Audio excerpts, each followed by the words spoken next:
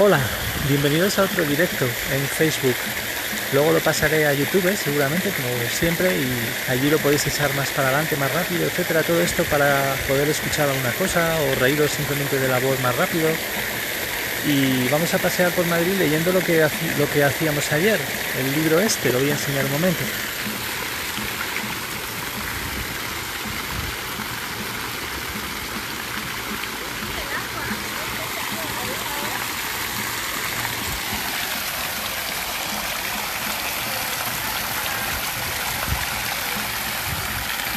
Así que vamos a repasar esto, vamos a comentarlo, como hacíamos ayer.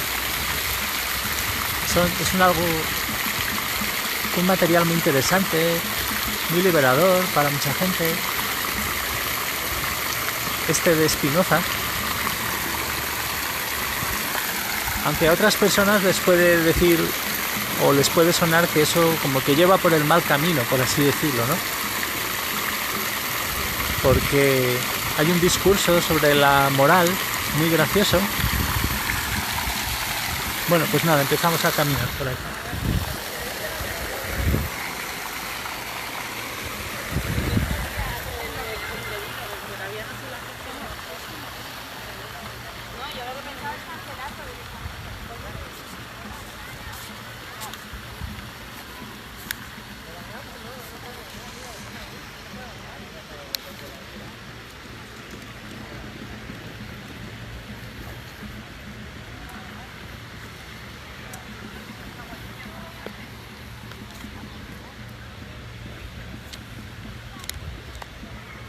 Ayer decíamos que hay un problema con esto del verbo ser, ¿verdad? Estamos muy habituados a usar automáticamente tú eres, tal cosa es, eres no sé qué, todo esto, ¿no? Y no tenemos sensibilidad muchas veces a la dimensión del poder hacer, del poder ser, ¿no? De la potencia. Como una cantidad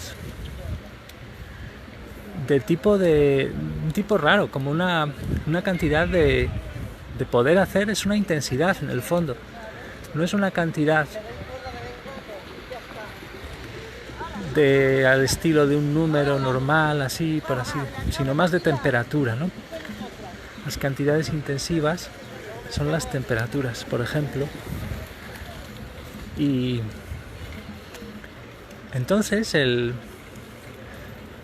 esta divulgación que hace Deleuze, que es un filósofo posmoderno, como decíamos ayer, muy famoso, se pronuncia algo así como Deleuze, francés, muy célebre, que muchos conoceréis y no todo el mundo ya.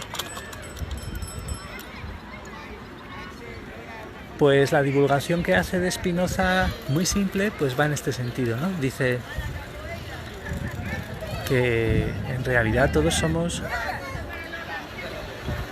modos de ser que hay que caracterizar más bien y ante todo primero, si los queremos ver como existentes, caracterizarlos por la potencia, lo que pueden.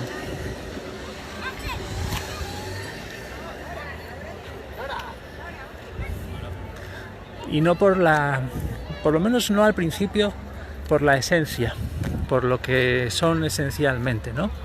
Entonces es una patada un golpe sobre la mesa, ¿no? En el moralismo ambiente, muy sencillito de expresar y de divulgar.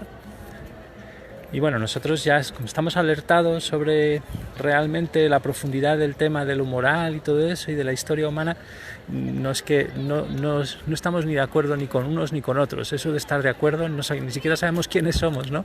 En cierto sentido, así que cómo vamos a estar ni de acuerdo ni en desacuerdo. Entonces estamos con este libro que ya digo ha despertado, yo creo, a mucha gente hacia vete a saber qué cosas, ¿no? Es una mirada sobre la filosofía muy práctica, muy interesante y muy simple.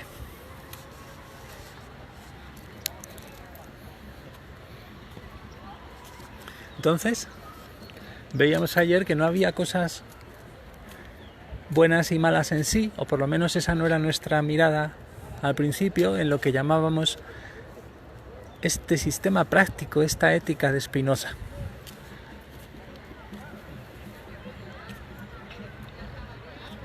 Tal como lo presenta, quiere que empecemos por ahí, ¿no? Que distingamos los seres según su potencia y, por lo tanto,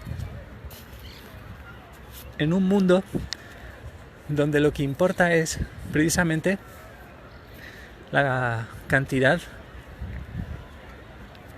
y su disminución o su aumento de lo que puedo hacer.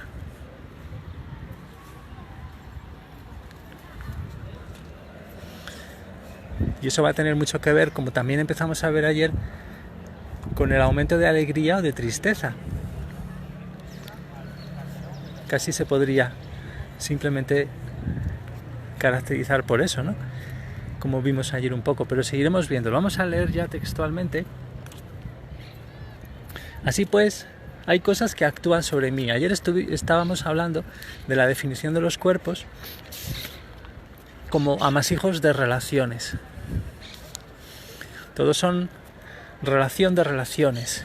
Y veíamos cómo había relaciones entre unos cuerpos como los componentes de la sangre, que a su vez la sangre era ya pues un cuerpo de segunda potencia, visto desde el punto de vista de esos primeros componentes. Luego pues la sangre y los tejidos formarían un cuerpo de tercera potencia. Vimos entonces esa composición de relaciones al infinito, ¿no? En el fondo, y que nos interesaba mucho por cosas que dijimos también sobre otras revelaciones. Bueno, esto no es una revelación, sobre otros textos, como cuando hablamos de la Tierra, del planeta Tierra. Y bueno, entonces, lo bueno y lo malo van a sustituir en un principio a los discursos demasiado rápidos sobre el bien y el mal. Lo bueno es lo que se compone de alguna manera con mi sistema de relaciones, ¿no? Vamos a precisarlo, las cosas que me convienen y lo que me disconviene. Y todo ello desde el punto de vista de lo que definimos como perseverancia. Y esa perseverancia era una definición muy práctica. Era un sistema de circulación de relaciones. O sea, las cosas perseveran en su ser porque todo el rato hay esa comunicación de diferentes potencias de cuerpos, ¿no? Los cuerpos componentes de la sangre con los órganos y los tejidos, todo eso está todo el rato componiéndose y descomponiéndose. Es decir, unas relaciones, lo decían así, pasan en otras. Entonces ese era el punto de vista, es el punto de vista de lo que definíamos ayer, mi perseverancia. O sea, el del conjunto de las relaciones que me componen y que hacen eso que hemos dicho, no dejan de componerse y descomponerse.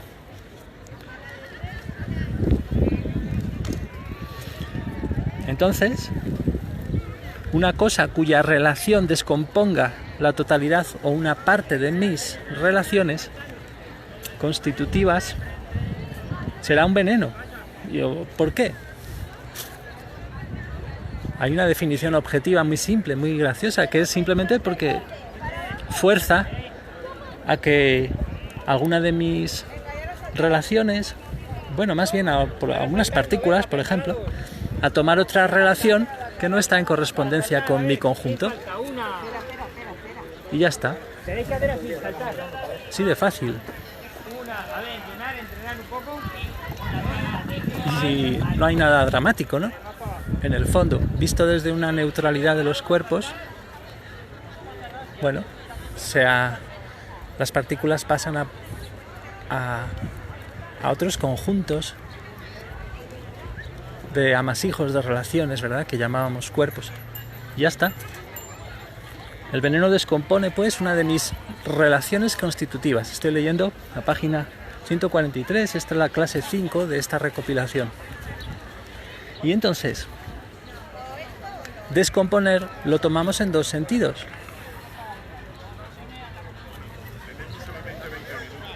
puesto que desde el punto de vista de la perseverancia las relaciones que me constituyen no dejan de descomponerse y de recomponerse.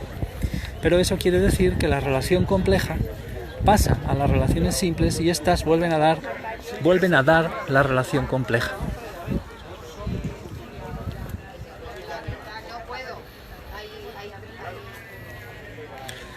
Y la otra descomposición, o sea, fijémonos, hay dos descomposiciones, está diciendo la relativa a la definición propia de un cuerpo en sí, que está funcionando, que funciona gracias a esa dinámica que es, por así decirlo, transescala, o sea, que es una comunicación de escalas diferente. Y aquí podríamos entrar en toda la nueva ciencia que existe, ¿verdad?, de los fractales y todo esto, que en realidad han hecho todo un aparato de conceptos sobre precisamente eso, de cómo se mantienen las cosas, porque hay una continua un continuo virtuosismo de los cuerpos en ese sentido de transmitir, ¿no?, de poder comunicar entre escalas diferentes. Una comunicación entre esas potencias que hemos visto, en ese otro sentido de potencia, de diferentes cuerpos que van sumando complejidad. Entonces, el sentido de la palabra descomponer también está en el del veneno. Ese es el segundo. Cuando una de mis relaciones esté destruida, o incluso todas, las relaciones de las que se compone mi cuerpo continuamente, como un mar, por así decirlo, infinitamente complejo, casi infinitamente complejo de relaciones, todas ellas encajadas, ¿no?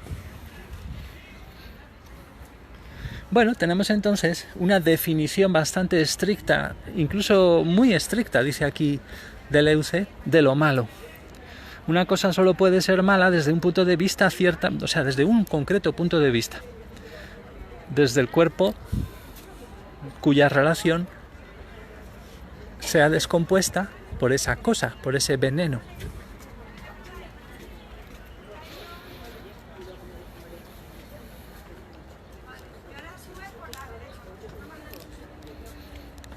Eso es lo malo, ¿no? Cuando hay alguna cosa que dice, cuando te pasa algo y dices, ya nunca más seré el mismo.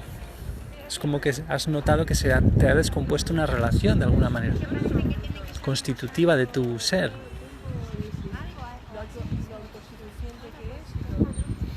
De repente comprenden que es lo bueno, sigue hablando. Será llamada buena toda cosa cuya relación o cuyas relaciones se compongan directamente con las mías o con pocos intermediarios. Puede ser directa o con pocos intermediarios.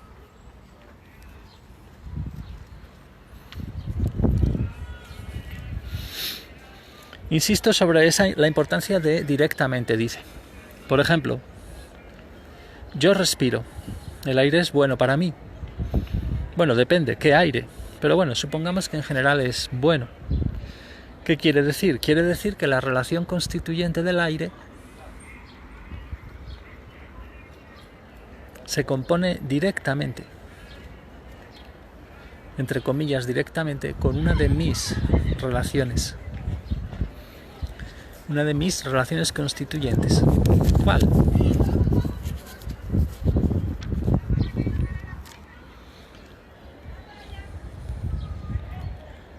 Es la que define los pulmones en concreto, ¿no?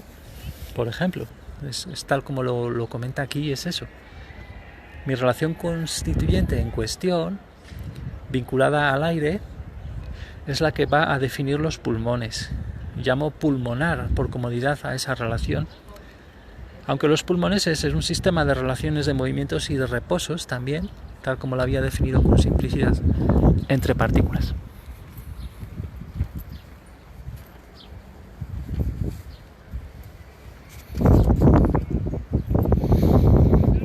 Así que decir que los pulmones respiran significa decir que descomponen la relación constituyente del aire. ¿Y para qué? Para apropiarse de la parte del aire que les conviene.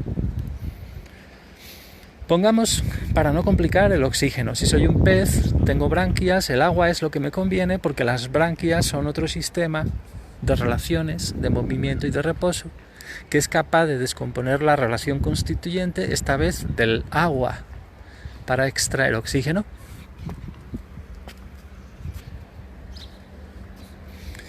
Pero yo no soy capaz de eso. Además también depende mucho del estado de mis pulmones, el tipo de aire, ¿no? Y todo eso. Nos comenta después. Vale, pero en líneas generales ya vemos lo que quiere decir lo bueno.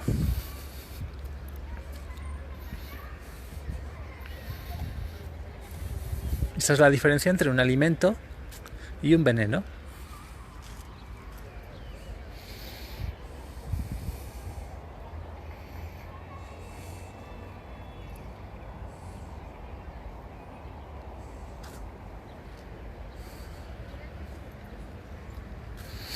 Vale, pasamos a un segundo punto, nos dice después.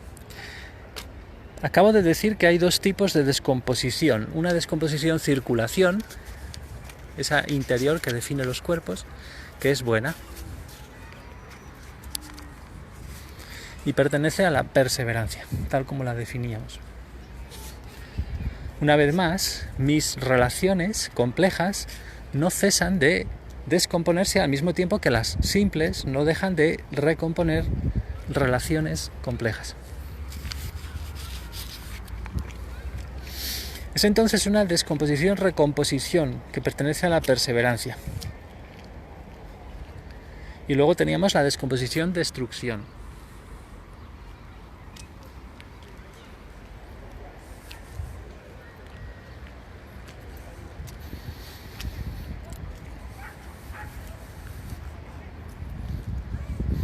¿Qué quiere decir que una de mis relaciones sea destruida? Aquí viene uno de los puntos que más nos va a interesar recordar, que más se nos pueden... Bueno, vamos a verlo. Es una observación muy importante, dice aquí el autor. Lo que puede ser destruido son los términos de una relación, pero no la relación. O sea, los términos se refiere, como ya sabéis o intuiréis, a lo que se relaciona, las cosas, los objetos, lo que creemos que se relaciona, ¿no? El aire y los pulmones. Puede ser destruido, por ejemplo, los pulmones. Un término de la relación.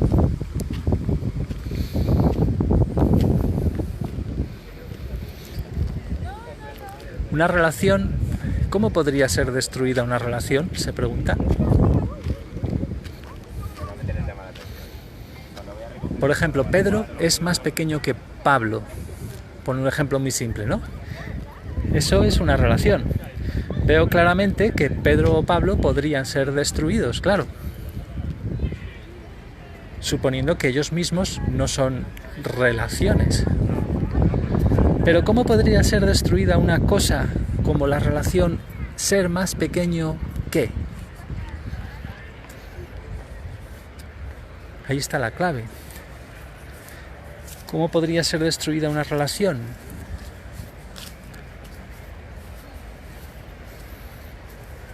Dice, ven ustedes, eso es un abismo. No puede ser destruida una relación. ¿Y por qué? Pues respuesta muy simple. Porque una relación, como cada uno de nosotros sabe, es una verdad eterna.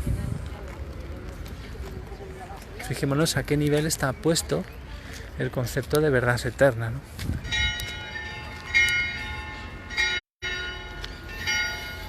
Por ejemplo, otra relación es cuando decimos 2 más 2, 4, igual 4.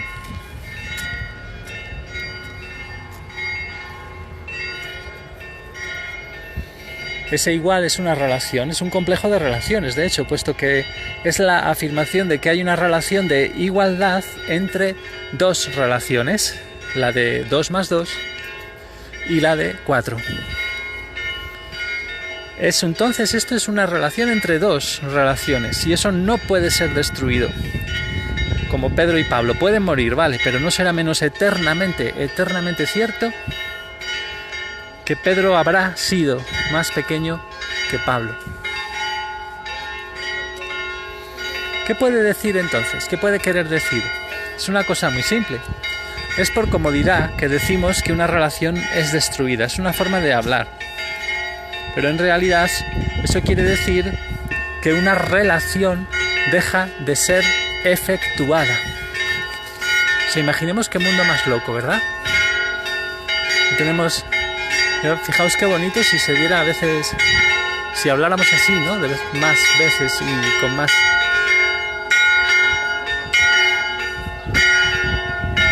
Mira, pétalos de rosa.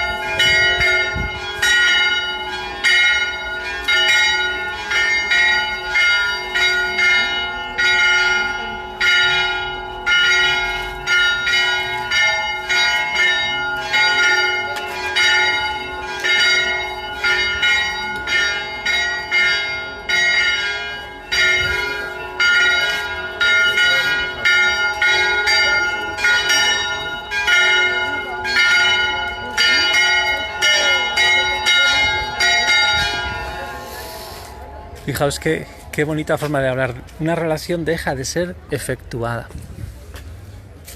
Pero las relaciones son eternas. De hecho, en algunas revelaciones tenemos precisamente que una definición muy simple, aunque las definiciones de Dios no valen para nada, pero es que Dios es el creador de todas las relaciones.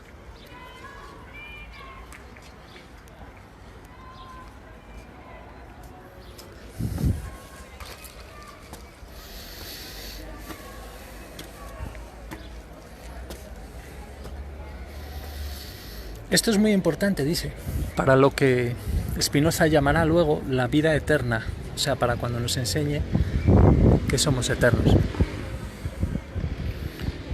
O sea, lo que estoy diciendo es únicamente para arrojar el tema de la eternidad, o sea, para lanzarlo aquí, nos dice aquí.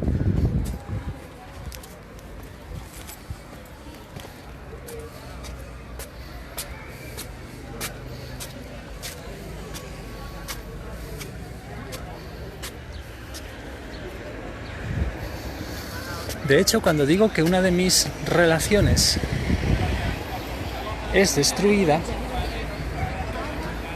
quiere decir que una de mis relaciones deja de ser efectuada. Ya está. ¿Y qué quiere decir efectuar una relación? Pues muy simple. Es cuando están presentes esos términos entre los cuales la relación se establece con verdad. Si digo simplemente más pequeño que, pues he enunciado solo una relación.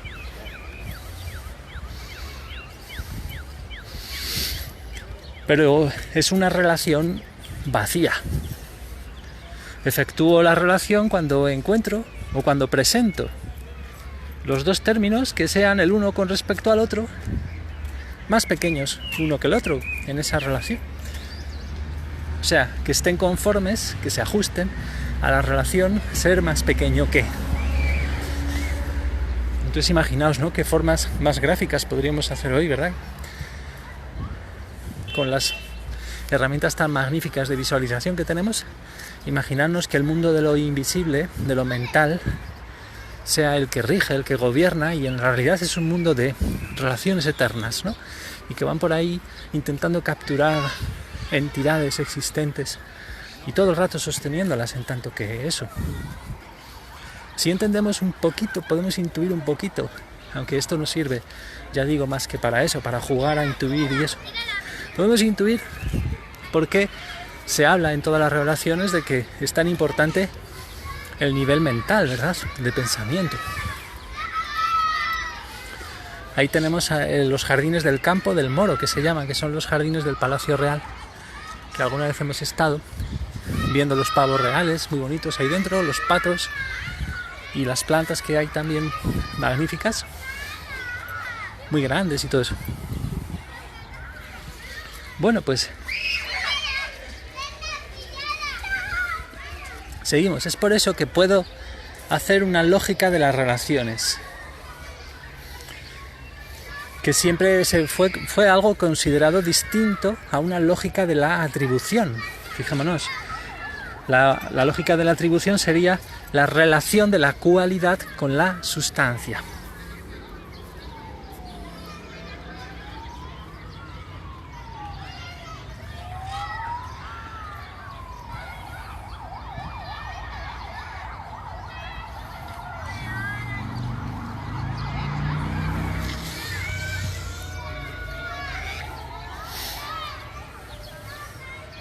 O sea, cuando ahora explica un poquito aquí rápidamente el tema de esa diferencia es clave y súper aliviadora para mucha gente. Quizás cuando estamos muy encerrados en un uso del verbo ser, ¿no?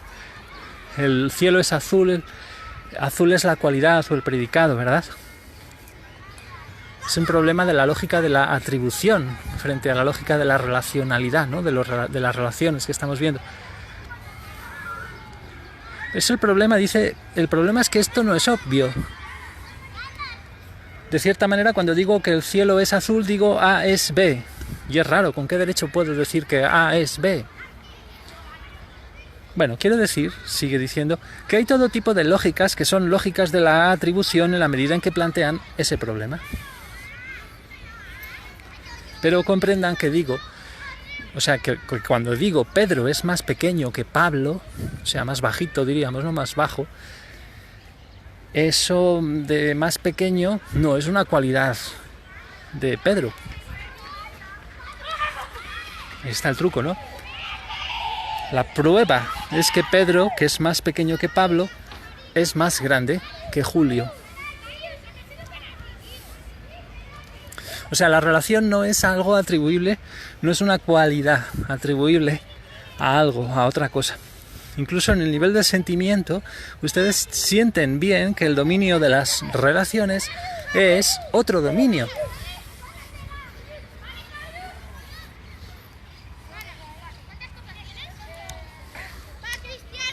De allí la posibilidad de una lógica de las relaciones que no ha cesado, nunca dice en la historia del pensamiento, de atormentar a la lógica de la sustancia, la lógica de la atribución.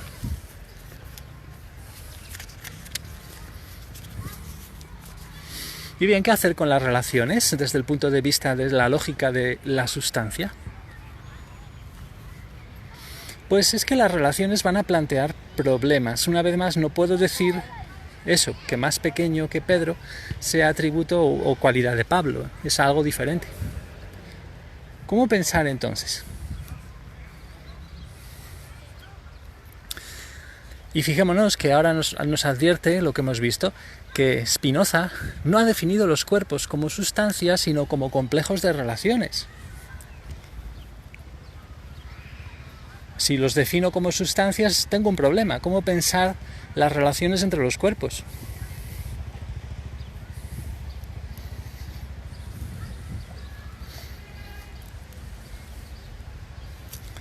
Y bien, entonces, cuando decíamos que una de mis relaciones deja de ser efectuada, lo que pasaba es que, una de mis relaciones es destruida, lo que pasaba es eso, que deja de ser efectuada. ¿Y qué es? ¿Qué es lo que efectúa mis relaciones? Bueno, la respuesta, dice, aún va a ser insuficiente porque aún no la hemos analizado, dice, y no vamos a analizarla hoy, dice, en esta clase. La respuesta es que lo que efectúa son partículas. O sea, las partículas son partículas más o menos complejas, son quienes efectúan las relaciones. O sea, que son soportes, por así decirlo, son como soportes de las relaciones. Y no son más que eso.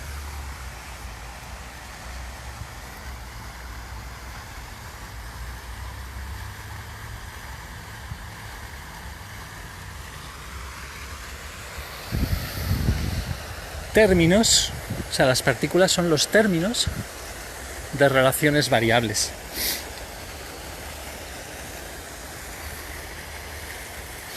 Y cuando unas partículas ya no están efectuando una de mis relaciones, ¿qué ocurre? Pues porque ya no la efectúan, pues porque fueron obligadas, no, más bien determinadas, estaban determinadas a entrar bajo otra relación que era incompatible con la mía, y ya está. Ya no efectúan mi relación, han tomado otra y la nueva no es compatible, es decir, no circula con las mías.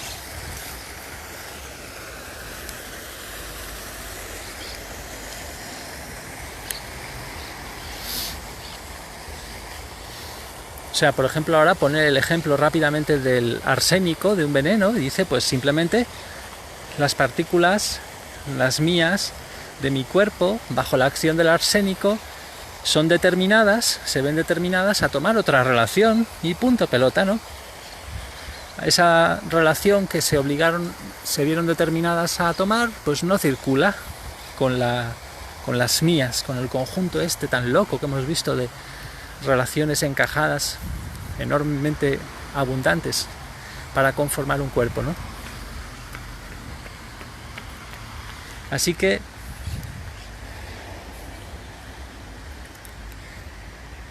el hecho de que podamos decir que una relación es destruida, es una forma de hablar, como hemos visto, no impide que las relaciones sean verdades eternas, en esta definición que está dando, tan interesante.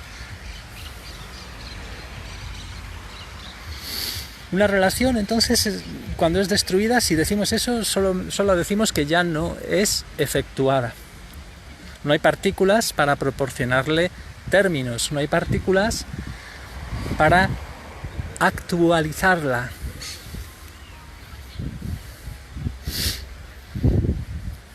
Claro que los términos, a su vez, son, dice, completamente relativos, porque estos, a su vez, son relaciones también. Pero relaciones de otro tipo. De modo que toda relación es relación de relaciones al infinito, siendo los términos simplemente relativos a tal nivel de relación. Bueno, aquí pone abedul, pero no hay abedules, hay robles.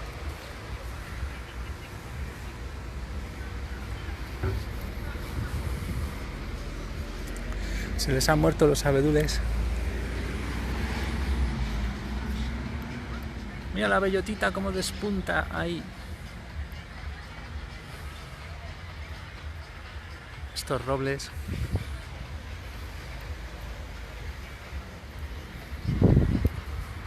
Con las hojas aún muy frescas, como se ve. Este verde clarito. Bueno, seguimos. Que nos despistan estos complejos de relaciones que llamamos árboles, que son muchas más cosas, pero aquí estamos viendo esta forma de hablar que, aunque sea aparentemente mera filosofía, en un principio podamos pensar que no tiene nada que ver con muchas cosas que hemos ido viendo, pero es falso. Vamos a ver que es muy interesante. Entonces, dice Deleuze, es una bella visión del mundo. Es una visión que carece de sustancia, claro. Así que decimos, sigue. La tercera observación dice que va a complicarse, pero no por su culpa, sino que es preciso que se complique todo. Vuelvo al tema del punto de vista. Hola, nos saluda Macarena. ¿Qué tal? ¿Desde dónde nos saludas? Aquí estamos en Madrid. Hoy no está la persona que suele estar muchas veces, quizá luego lo pueda ver, como siempre lo subo en YouTube. En los días de diario solemos estar más concentrados comentando.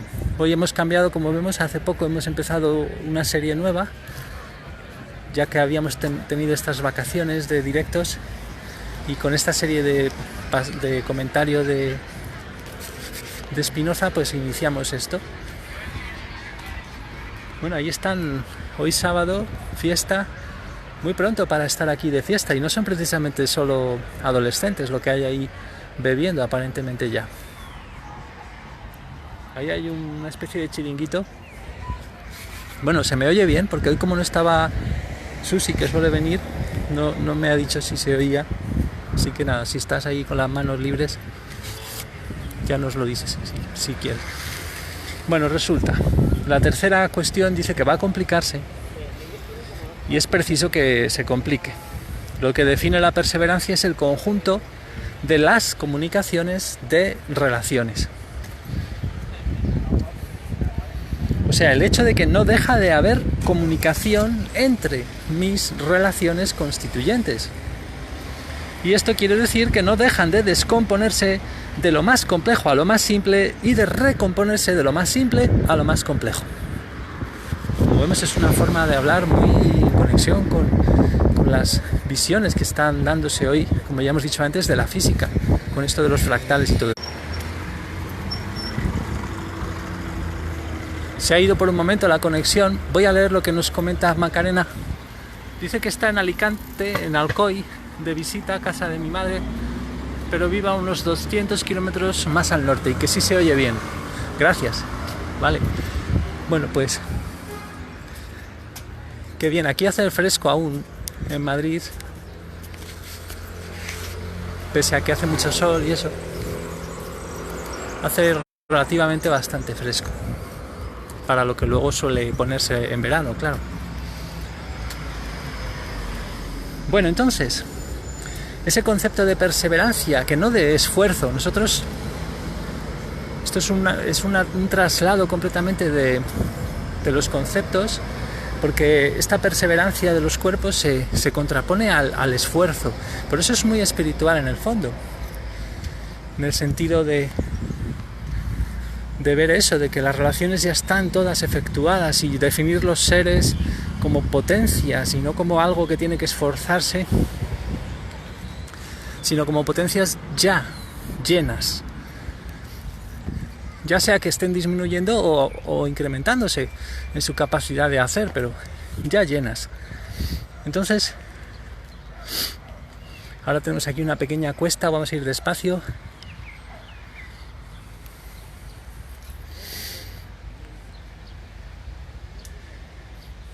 O sea, por ejemplo, lo de los huesos que vimos, que los huesos eran un continuo sistema también de relaciones con su entorno, que se deshacen y se rehacen. Y por lo tanto hay una cronología, dice, ósea, mucho más importante que la espacialidad ósea. Y bien, pues esto implica una cosa rara, dice. Pero hago un paréntesis. Nos dice ahora, recuerdan que había dicho cosas muy simples sobre eso que llamábamos paralelismo, pero no quise considerarlo por sí mismo ese tema. Paralelismo es entre el alma y el cuerpo. Eso en una clase anterior, que nosotros no hemos visto aquí en esta serie, porque no vamos a leerlo todo, porque en realidad en una de las podemos ir enlazándolo todo desde cualquier punto prácticamente. Entonces sigue diciendo, había dicho cosas muy elementales, cosas del tipo, un cuerpo es un modo de un atributo de la sustancia, siendo ese atributo la extensión. O sea, esto es para ver que en el fondo solo hay una sustancia. Esto nos lo ha explicado antes. Es una visión muy simplista, muy simple, y también muy agradecida por eso, del universo, por así decirlo, que es que solo hay una sustancia y todos los existentes son modos, modificaciones de ese atributo. La sustancia tiene, por ejemplo, el atributo extensión, y también tiene, como nos va a decir ahora, el atributo pensamiento. Y ya está. No sabemos mucho más. En la visión que quería transmitir Spinoza, pues dicen, no sabemos, vamos a tomar solo estos dos. Entonces un cuerpo es un modo de la extensión es un atributo de la sustancia, Y ahora bien, dice, ustedes o yo o todas las cosas que conocemos, según Spinoza, no somos solamente cuerpos. De hecho, somos modos dobles. Somos también almas. ¿Y qué quiere decir alma? No es difícil. En Spinoza, un alma es un modo del pensamiento. Y nosotros somos indisolublemente cuerpo y alma. Spinoza llega incluso a decir que toda cosa está animada. Es decir, que todo cuerpo tiene alma. ¿Qué quiere decir eso? Pues que a todo modo de la extensión, recordemos que la extensión no era más que un atributo de la única sustancia, que solo hay una sustancia, que nosotros con las revelaciones podríamos llamarla Trinidad, por ejemplo, o mente cósmica, que sería una parte, un destilado de la Trinidad, o ser supremo, nos da igual, cualquier cosa.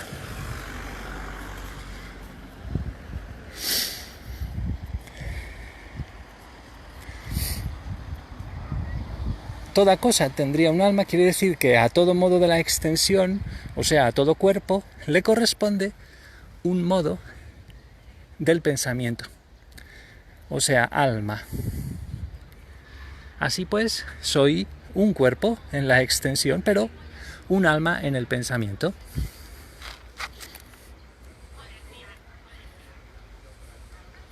Y el pensamiento es un atributo de Dios tanto como la extensión. Fijémonos que la sustancia equivale en este sistema de conceptos que hacía Spinoza tan simple, pero tan sutil y enrevesado cuando uno se pone a mirarlo del todo, ¿no? Aquí solamente nos lo está presentando para divulgarlo. Deleuze, en una de sus clases hace ya 40 años, y eso es atributo. Y solo ve dos atributos, pensamiento y extensión. ¿De qué? De lo mismo. O sea, de Dios. Y nosotros somos modos, en tanto que cuerpos y almas. Bien, entonces, soy las dos cosas. Entonces ven la bellísima visión de Spinoza, porque no hay ningún problema de unión entre alma y cuerpo. ¿Por qué? Pues porque el alma y el cuerpo son estrictamente lo mismo, pero bajo dos atributos diferentes. Es decir, el alma y el cuerpo, quiere decir, el alma y el cuerpo son la misma modificación de la sustancia en dos modos de atributos diferentes. Se distinguen por el atributo, pero son la misma modificación. O sea, yo soy una sola modificación de la sustancia de Dios, pero expresada de dos modos. Yo llamaría alma, sigue diciendo, a una modificación relacionada al atributo pensamiento. Y cuerpo a la misma modificación, pero relacionada con el atributo extensión.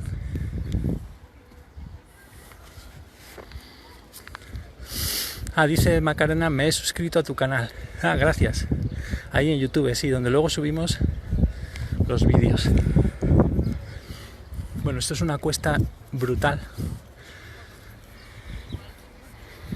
Tenemos aquí en este parque de las Vistillas, que se llama.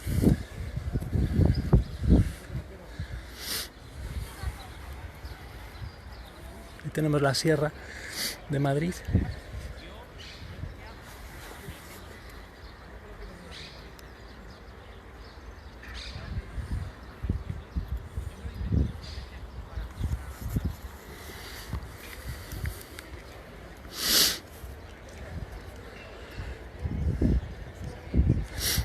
Y entonces de allí la idea de un paralelismo entre alma y cuerpo. Es decir, lo que el cuerpo expresa en el atributo extensión, el alma lo expresará en el atributo pensamiento.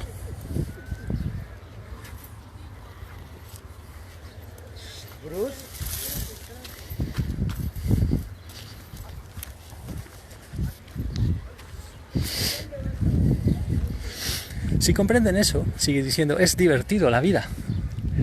Es divertido en la vida. Desde que comprendemos algo, desde que evitamos un contrasentido, corremos el riesgo de caer en otro. Pues apenas comprendimos que para Spinoza el alma y el cuerpo eran lo mismo y expresaban estrictamente lo mismo, corremos el riesgo de tener dificultades de nuevo.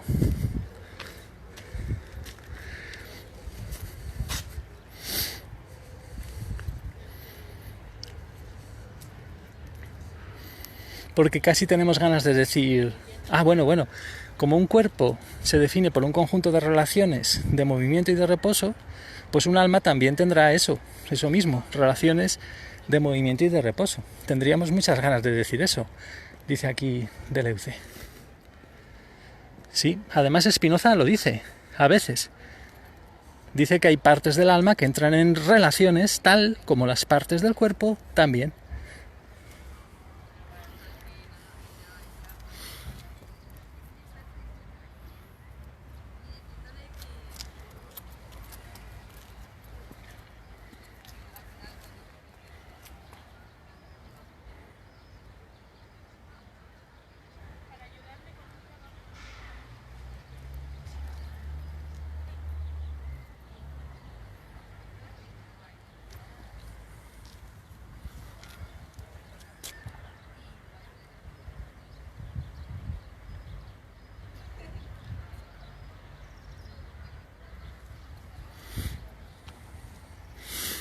Dice Macarena, entonces entiendo que lo que cambia es la expresión. Me cuesta un poco entender, pero me gusta cómo lo explicas, así que presto atención. Sí, es que más que entender es acostumbrarse a cómo lo dice, es un poco seco. Date cuenta, sí, es filosofía. Era un poco Spinoza para utilizar mecanismos filosóficos para disimuladamente hacer una especie de antiteología, pero dentro de todo el aparataje de la teología y de la filosofía. Es una cosa muy curiosa, de hace muchos años.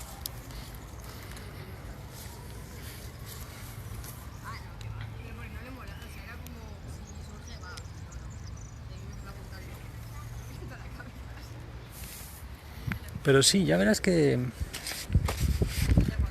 hay cosas muy interesantes. Vamos a ver.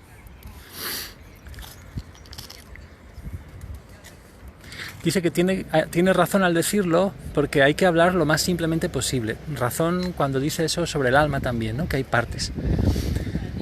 Hay momentos en que hay que hablar así, aunque no sea exactamente ese el problema que se plantea, pero así va más rápido. Pero ¿por qué en realidad no puede decirlo sobre el alma? Ciertamente no vamos a ponernos a corregir a Spinoza y decirle se equivoca sobre su propio pensamiento, no. Dice Deleuze, digo totalmente otra cosa. Digo que puede parecer que dice eso, pero que verdaderamente no lo dice. Puede parecer que lo dice por una razón muy simple, solo para ir más rápido. Y la razón muy simple de que no lo diga es que movimiento y reposo son modos de la extensión, lógicamente. Cuando hemos definido un cuerpo así de simple, ¿verdad? Relación de relaciones. Cuerpos, o sea, de diferente potencia, la sangre con los tejidos y los órganos, componiendo relaciones cada vez más complejas. Y todo eso son asimiladas bajo esa misma rúbrica, nada más que relaciones de movimiento y de reposo entre partículas, punto. Pero claro, movimiento y reposo son modos de la extensión. Pertenecen a ese atributo que hemos visto de Dios, que aquí le atribuye cosas a la sustancia infinita. Entonces, la cuestión del alma no es la del movimiento. Esas son pulsiones de los cuerpos, eso del movimiento y el reposo. Entonces, en virtud del paralelismo, sí puedo decir que debe haber en el pensamiento algo que es al pensamiento lo que el movimiento y el reposo son a la extensión. Pero eso, el movimiento y el reposo no se dicen del pensamiento, que sería otro atributo completamente diferente, pero de la misma sustancia.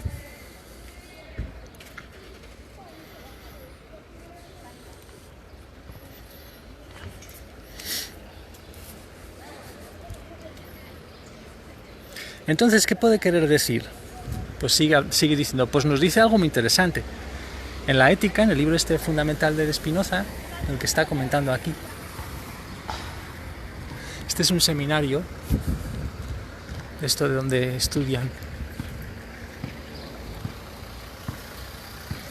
para sacerdotes, ¿no? Creo recordar. Dice, en la Ética dice literalmente que cuanto más capaz es un cuerpo de ser activo o pasivo en relación a otros, y ahora lo comenta.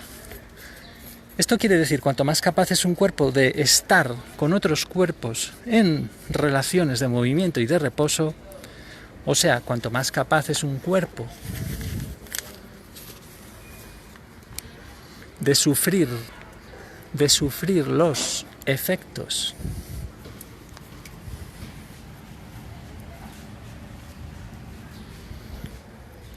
de otros cuerpos y de ser la causa de un efecto sobre otros cuerpos.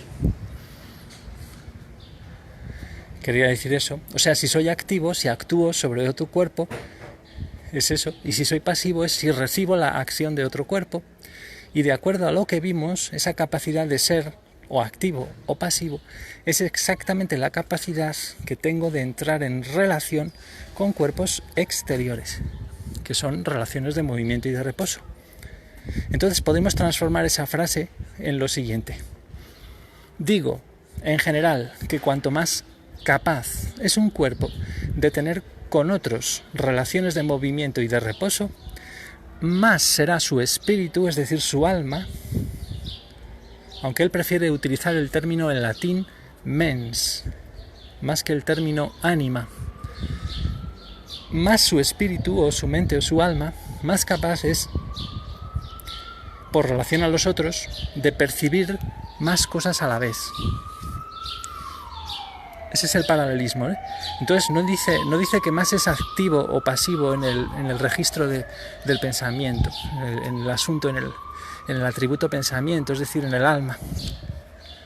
No dice activo o pasivo, sino de percibir más cosas a la vez. Y dices, es un verdadero problema, me parece a mí. Nos dice formalmente que lo que corresponde a acción-pasión, o sea, si prefieren, a movimiento-reposo en el cuerpo, en el alma es percepción. Creo que aquí es donde Spinoza muestra verdaderamente el fondo de su pensamiento.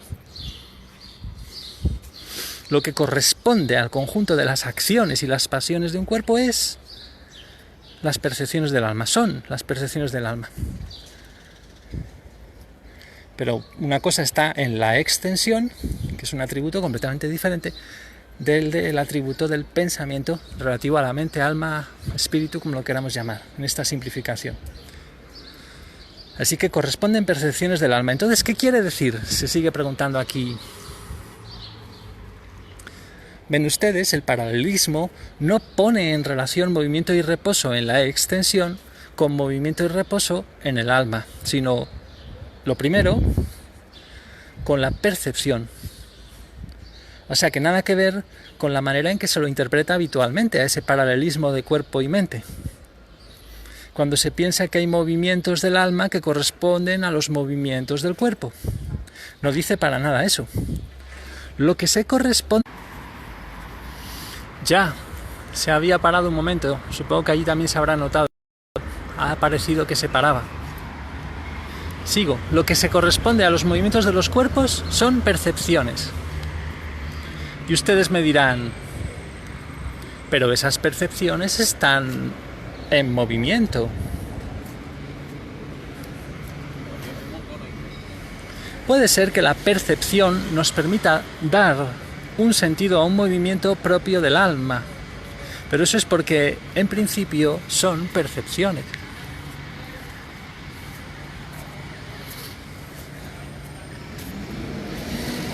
no son movimientos, sino percepciones. O sea, otra cosa será que haya un dinamismo en la percepción. Al mismo tiempo, me puedo imaginar que alguien me diría, pero ¿no has triturado ese texto? Porque el texto en realidad parece que dice algo muy simple. Dice solo que cuanto más tiene mi cuerpo relaciones de movimiento y reposo por las cuales entra en relación con los cuerpos externos, pues más cosas percibe. Eso es muy simple, me diríais. ¿Es tan simple? O sea, forzosamente, cuando un cuerpo tiene efecto sobre el mío, pues percibo el cuerpo exterior. No es más complicado que eso. Quiero decir, es casi evidente. La mesa actúa sobre mí, me golpeo, choco. Percibo entonces esa mesa como golpeándome, ¿de acuerdo? ¿Y dónde está el problema entonces? Una vez más, lo que corresponde a un movimiento reposo en el cuerpo es una percepción en el alma. Eso me parece muy simple, pero no lo es. Porque, como decíamos hace un momento, sí, desde el punto de vista de mi cuerpo tengo relaciones complejas, es porque también las tengo muy simples. La relación compleja está compuesta de relaciones más simples al infinito. Hay un sistema de circulación. Si tengo percepciones globales que corresponden con las relaciones complejas, o sea, percibo la mesa, es preciso que tenga percepciones así como elementales o más simples. Será preciso que haya también un circuito de comunicaciones de las percepciones entre sí. Y ese circuito definirá la perseverancia, pero del alma. ¿Qué es lo que quiero decir? Volvamos a la sangre.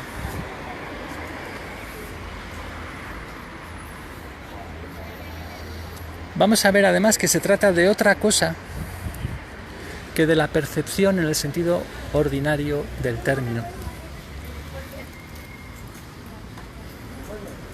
El kilo y la linfa, en esos nombres antiguos de los componentes de la sangre, como los veíamos un poco ayer, ese kilo y esa linfa tienen relaciones que se convienen entre sí. Eso quiere decir que se componen para constituir una tercera relación que es la sangre. En tanto que yo persevero, como cuerpo, todas esas relaciones son efectuadas por partículas.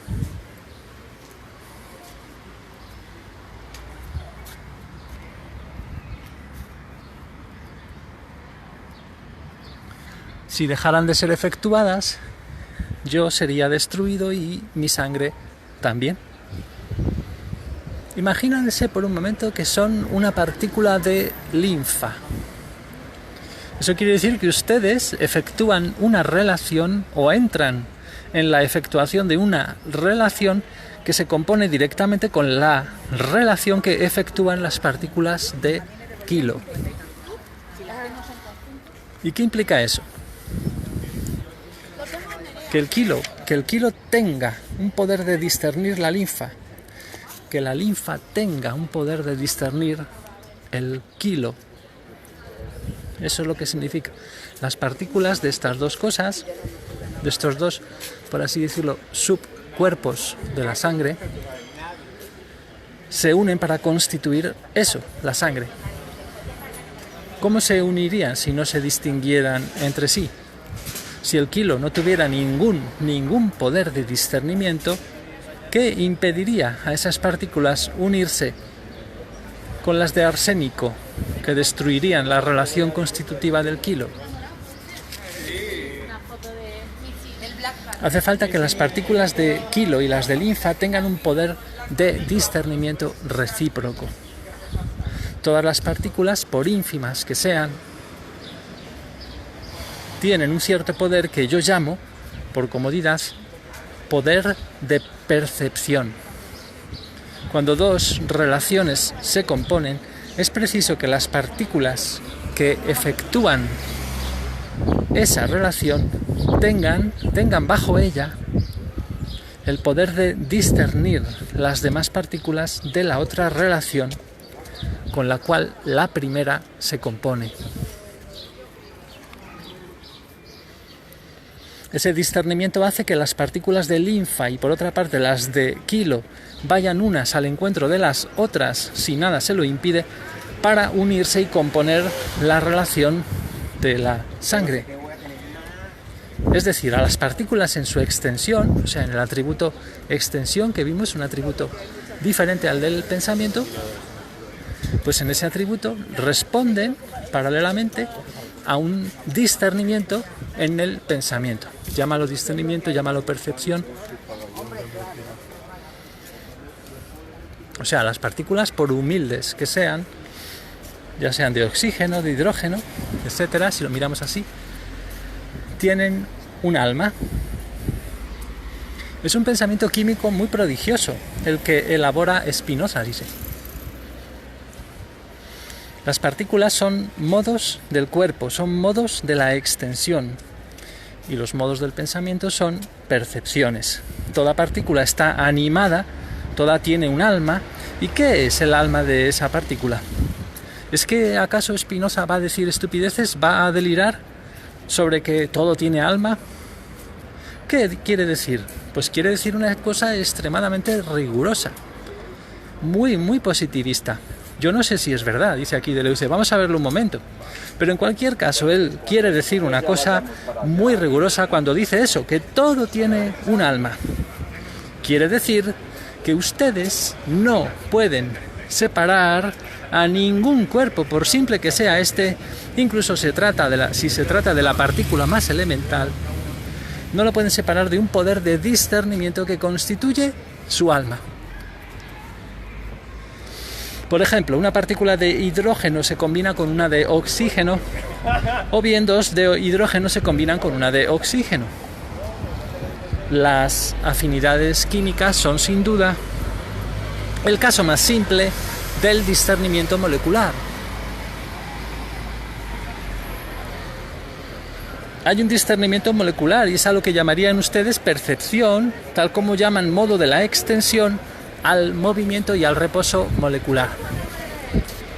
El movimiento y el reposo de ese tipo solo son posibles en la extensión al mismo tiempo, o sea, en la medida en que se ejerce al mismo tiempo un discernimiento, pero en el pensamiento, en ese otro atributo de Dios. O sea, que todo está animado. Toda partícula tiene un alma, toda partícula discierne. Una partícula de hidrógeno no confunde literalmente una partícula de oxígeno con una de carbono, no lo hace. Esta es la base de la química, claro está. Insisto entonces sobre ello porque estoy seguro de tener razón, dice aquí Deleuze. No es para nada un pensamiento geométrico, tampoco físico. Tiene la fuerte impresión de que es un pensamiento químico.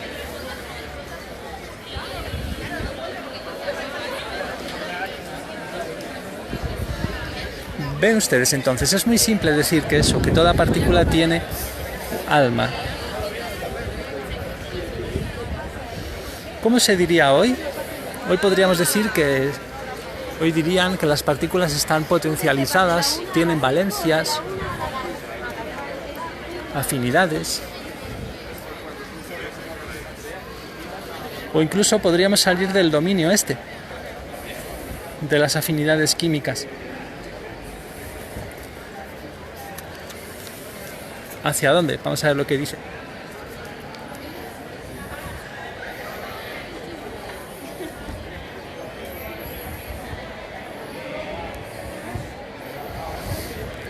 Pues, hablando del tema de las pequeñas percepciones moleculares, ahora comenta que no es el único en sostener una especie de teoría así, ¿no? Sino que también Leibniz, contemporáneo de él, de Spinoza, hace una teoría admirable y mucho más desarrollada, mucho más explícita. Y son como conceptos químicos de la época. No son precursores de nada, o sea, son como resonancias, es lo que ahora aclara aquí.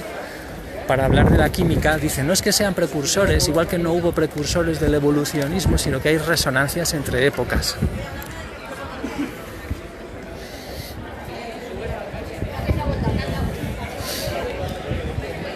Por ejemplo, hoy se habla de las afinidades en la teoría de las enzimas, por ejemplo, cuerpos que eligen su sustrato y hay una atribución de discernir el sustrato. Se habla así, en esos términos, hoy en día, de cómo los cuerpos de las enzimas, las moléculas grandes, disciernen o no sustratos para hacer sus operaciones, ¿no?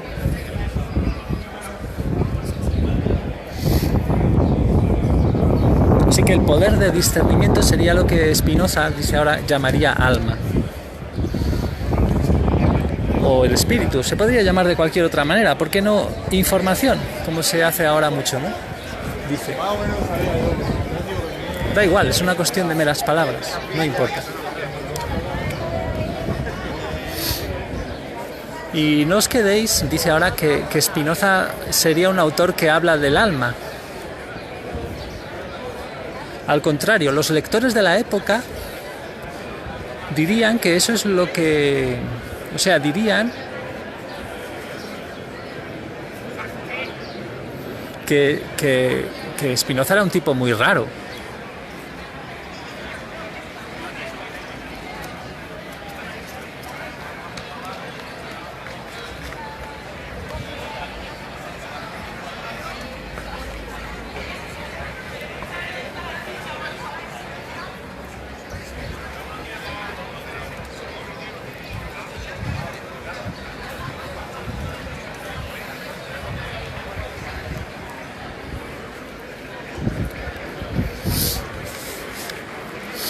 O sea, le llamarían completamente materialista.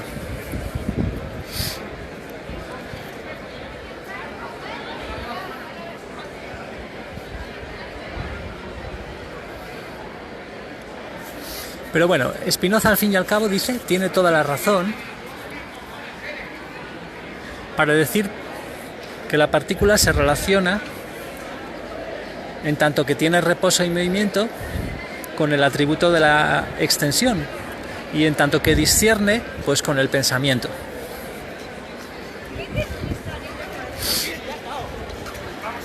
Y la partícula en tanto que se relaciona con el pensamiento es el alma. Y ya está. Es una maravilla, dice Deleuze, es bello. Solo digo esto muy rápido porque no estamos allí todavía. Y bla bla bla. Bueno, vamos a seguir un momento.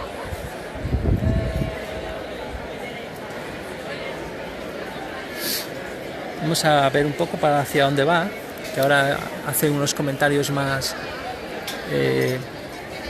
idiosincrásicos, se dice, de la idiosincrasia de la clase, del momento, cuando estaban dando esta clase.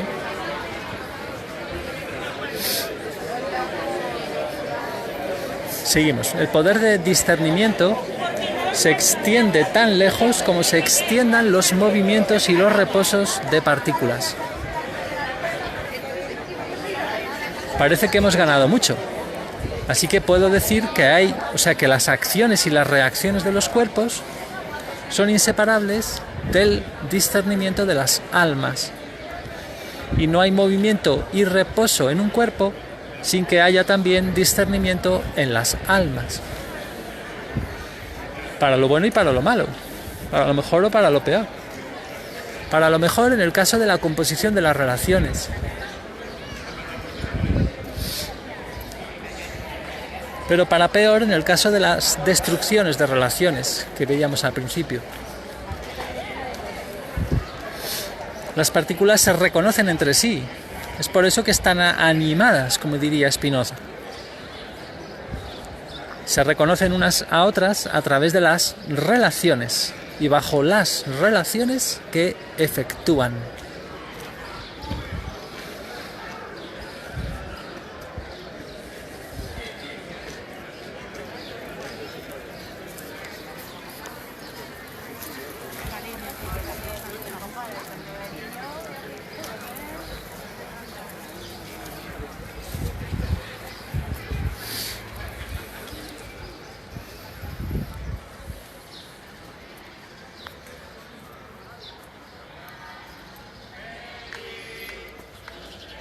Este parquecillo aquí en medio, abierto públicamente, qué curioso.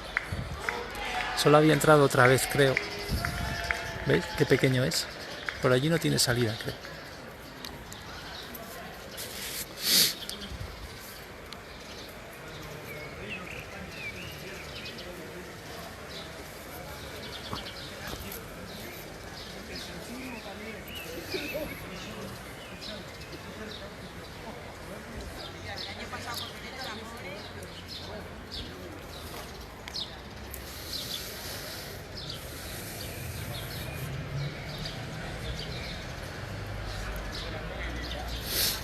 Entonces le criticaban a Spinoza.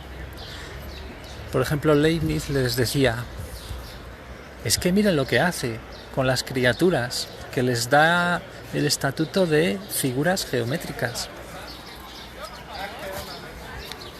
Esa era la crítica, por ejemplo.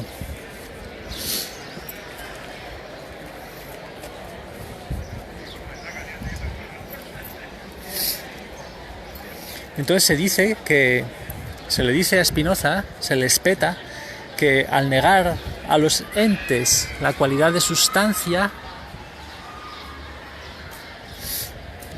el estatuto de ser sustancias, entonces no tiene más opción que asimilarlos a simples figuras geométricas o a sueños de la imaginación. Y entonces, de las dos maneras, le dirían, se les está negando su consistencia propia. Y desde ese momento no seremos más que los sueños de la sustancia única o las propiedades necesarias que derivan de la sustancia única. Fijémonos que en la crítica esta está una gran clave espiritual, ¿verdad? Es muy graciosa. Efectivamente, ¿no? Si dijéramos que la relación de ser atributo de la sustancia vía ya sea la extensión o mediante el otro gran atributo, que hay muchos más, pero aquí solo se mete en dos. Spinoza decía, no podemos saber más atributos. Vamos a simplificarlo. Extensión y pensamiento. Pues bueno, si nos ponemos en ese plan, ¿verdad? Todos son modos de los atributos de esos dos de Dios. Entonces, todo pende como si fueran sueños, pero en un concepto mucho más profundo de ser sueño, porque hay muchos atributos. O sea, ser sueño sería porque eres modo de un atributo, eres una manera de ser. Inexistentes son modos de ser en uno, dos o más atributos. Bueno, siempre dos por lo menos, el de la extensión y el del pensamiento, luego muchos más, pero que no se pueden conocer por la razón, con este racionalismo químico, materialista tan bonito de Spinoza, que a mucha gente, ya digo, es que es súper espiritual en muchos sentidos, porque unifica muchas cosas y va contra el sistema del juicio, que es todo lo que empezamos un poquito a ver ayer, que es este uso monotemático, no, se dice, este uso un poco dictatorial, diríamos, de utilizar el verbo ser, ¿no? Esencialista, ¿no?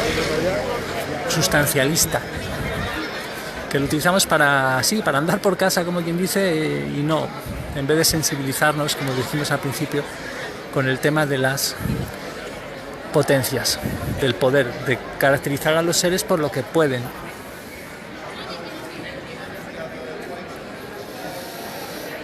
O sea, aunque le digan eso Spinoza está muy tranquilito, dice. Él estima que ha encontrado un camino totalmente distinto. Hay una consistencia de los modos y, sin embargo, los modos no son sustancias.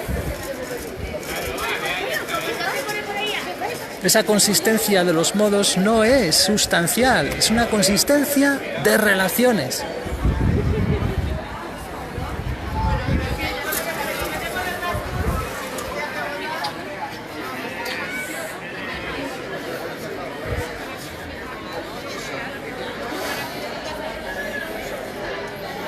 No es una cuestión de reflexión, sino de práctica. Lo explica ahora. Hay que sentir gusto por esto, es un gusto de sensibilidad, o sea, de la sensibilidad que tiene cada uno, de la actitud mental, por así decirlo. O sea, hay unos que tienen sensibilidad sustancial, o sea, tienen gusto por el tema de la sustancia.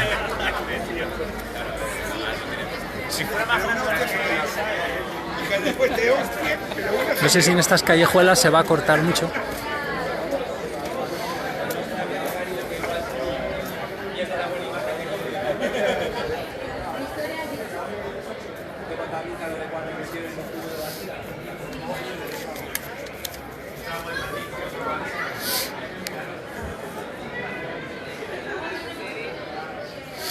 Entonces, si se viven ustedes como sustancia, eso será una forma de ser, se trata de una cierta manera de vivir. ustedes dicen, yo me siento un ser, no hay nada malo en eso. Simplemente les diría, pues no lean a Spinoza, o no vengan a este curso, no vale la pena. Esa sería una sensibilidad. Puede ser también muy variada. Si ustedes se viven así, como un ser, entonces la filosofía les pregunta, ¿pero qué es el ser? Es preciso que se informen sobre eso. Hay que leer a personas, entonces, a gente que haya hablado así, sobre eso.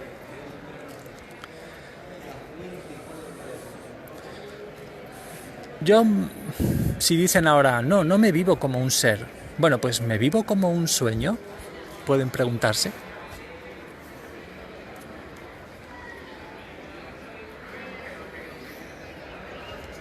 Puede suceder, pero en ese momento yo también diría que no es Spinoza lo que les hace falta.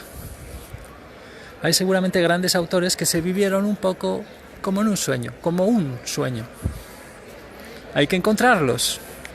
Supongo que hay grandes alemanes que se vivieron así, los grandes románticos. Si es eso, pues vayan a verlos. Y entonces la sensibilidad de Spinoza sería vivirse como una manera de ser, dice. Me vivo como un modo, es decir, como una manera de ser. Eso es muy diferente a un ser simplemente. ¿Y qué me aporta? ¿Qué es vivir en tanto que modo, en tanto que manera de ser? ¿Y qué son la vida y la muerte para eso? ¿Qué es la enfermedad y la salud para una manera de ser? No para un ser, sino para una manera, porque no es lo mismo. Todo es práctico en el fondo por eso.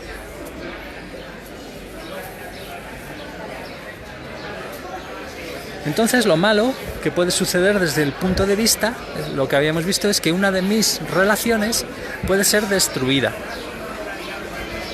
Eso es malo porque suprime mi perseverancia. O sea, hagamos el estudio de este caso simple, ¿no? Una de mis relaciones es destruida y ahí digo que es que lo malo ocurre, no el mal, ni el bien, ni nada.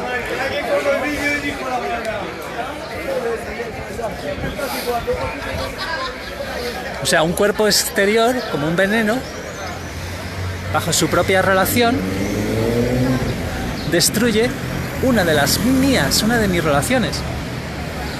Es una fórmula simple. Todas o parte de las relaciones mías son destruidas. Es un primer caso de lo malo. Segundo caso. Imaginad esto. Mis relaciones en general son conservadas.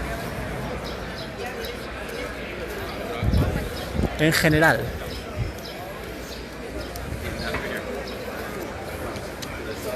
Y veamos cómo sigue. Espera un momento.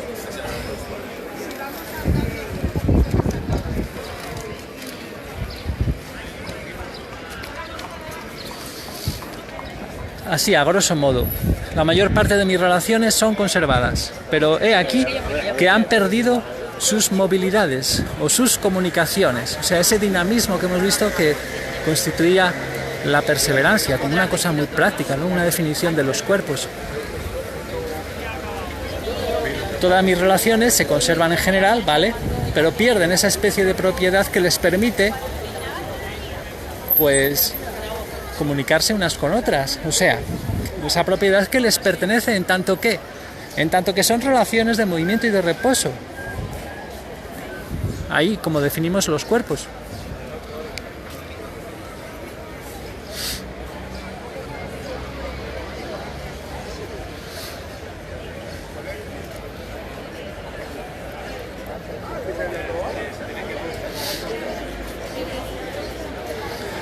Así que todo ocurre como si estuvieran solidificadas. O sea, ahora ya no se comunican muy bien. O algunas ya no comunican con otras. ¿Y por qué me interesa esto? Bueno, dice, me digo que el primer caso, el que hemos visto de la manzana y del arsénico, era muy simple. Y lo que era mi problema, dice aquí el autor, era obtener una teoría de la enfermedad en Spinoza.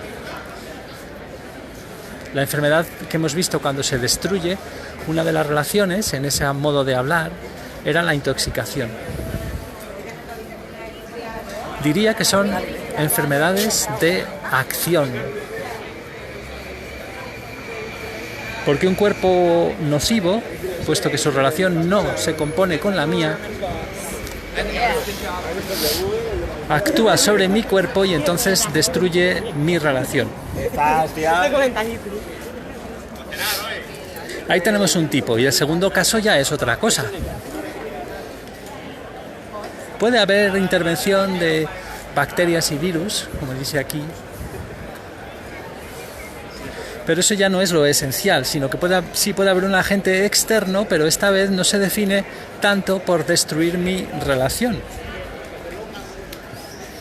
Sí, necesariamente destruye algunas, o sea, hay franjas entre los dos casos, vale. Pero cuentan menos las relaciones que destruye que el hecho de que compromete esa comunicación interna entre las relaciones, esa solidificación, provoca esa solidificación.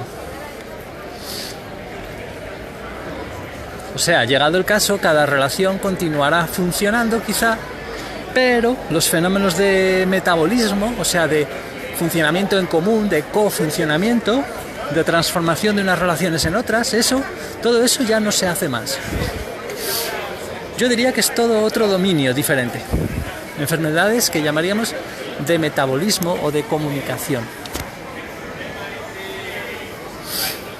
que afectan a la comunicación de las relaciones entre sí. Y en el límite yo puedo conservarlas todas, pero de hecho ya estar muerto. Pero eso en el límite. Se trataría de una especie de muerte prematura. He aquí que, bueno, respiro, vale, mi sangre circula, de acuerdo. Pero ya no hay comunicación entre la circulación de la sangre y el circuito respiratorio. No funciona, o al menos se hace mal. La oxigenación de la sangre no se hace, todo eso. Bueno, pues agrupemos todo. Entonces, entre los términos de las ciencias modernas, de la biología, hay un término que remitiría a este dominio de la comunicación de las relaciones, que se descomponen y se recomponen en el seno de mi persistencia o perseverancia. Eso es lo que hoy se llamaría el medio interior y el metabolismo. Yo diría entonces que este segundo caso, muy diferente del primero, es el de las enfermedades del medio interior y del metabolismo.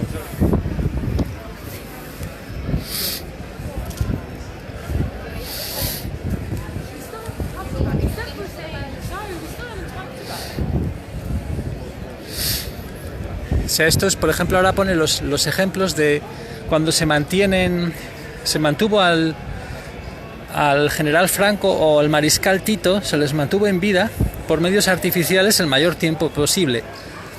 Entonces eso entraría en este segundo caso, y dice, mantienen especies de sistemas articulados que no tienen ya absolutamente nada de viviente, pero sí, los mantienen, simplemente mantienen cada circuito, pero no hay metabolismo.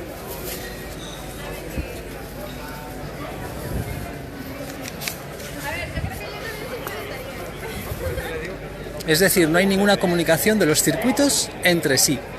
Este sería el segundo caso de enfermedad. Tercer caso. Y vamos a casos cada vez más complicados, dice. Lo esencial de mis relaciones subsiste, al menos en apariencia, desde el punto de vista del movimiento y del reposo.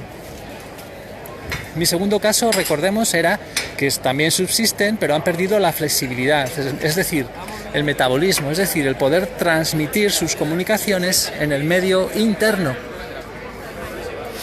Pero ahora tenemos el tercer caso, y lo que se pierde es el poder de discernimiento sobre los cuerpos exteriores.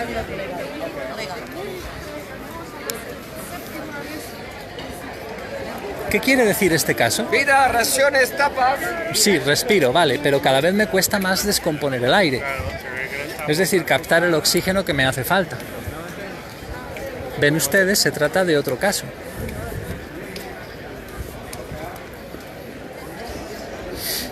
Mi relación respiratoria subsiste, pero en tales condiciones que carece de discernimiento y me cuesta cada vez más esfuerzo, literalmente, unirme a las moléculas de oxígeno que necesito. Lo comprometido aquí son las reacciones que derivan de las relaciones.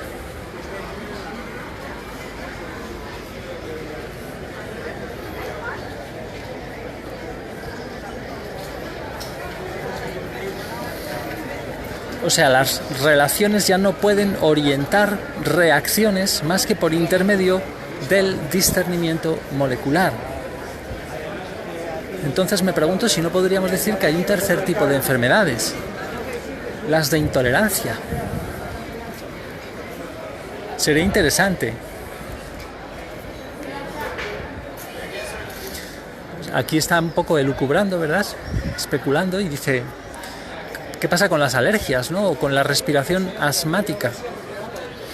Son todos temas muy difíciles, pero no podríamos quizá decir que mi relación pulmonar subsiste, vale, subsiste bien, pero lo que no funciona bien es el poder de discernimiento de las moléculas de oxígeno, el discernimiento molecular.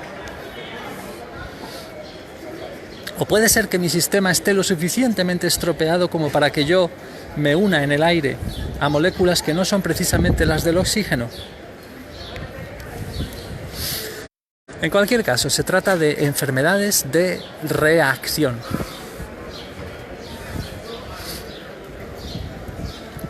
Esto agrupa a todas las enfermedades que tomaron cada vez más importancia, dice, a resultas de lo que se descubrió en torno al estrés, a lo que llaman estrés.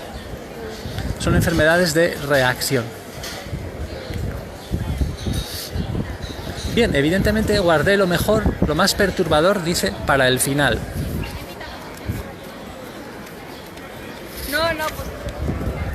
¿Y qué es?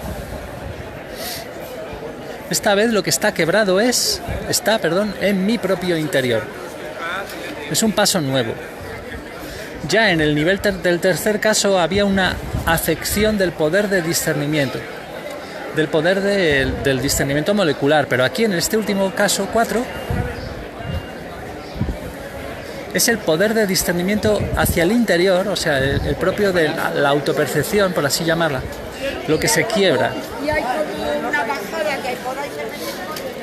¿Y qué es lo que llamo discernimiento interno? Pues moléculas de mi cuerpo bajo una relación determinada que distinguen a otras bajo otra relación dada y las distinguen como perteneciendo al mismo cuerpo. Eso es lo constitutivo de la persistencia, de la perseverancia. O sea, por ejemplo, las moléculas pulmonares disciernen las de la sangre.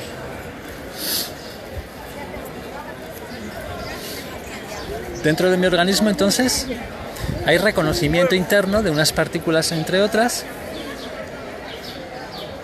Y entonces, aquí es cuando Spinoza se referiría al suicidio. Yo creo que allí se ve algo muy profundo, dice. Ustedes comprenden lo que nos dice sobre el suicidio y no tengo necesidad de forzar los textos. Si leyeron durante las vacaciones, al menos estos 2 textos sobre el suicidio, vieron que son muy sorprendentes. Nos dice que algunas partes de nosotros mismos, algunas de nuestras partes,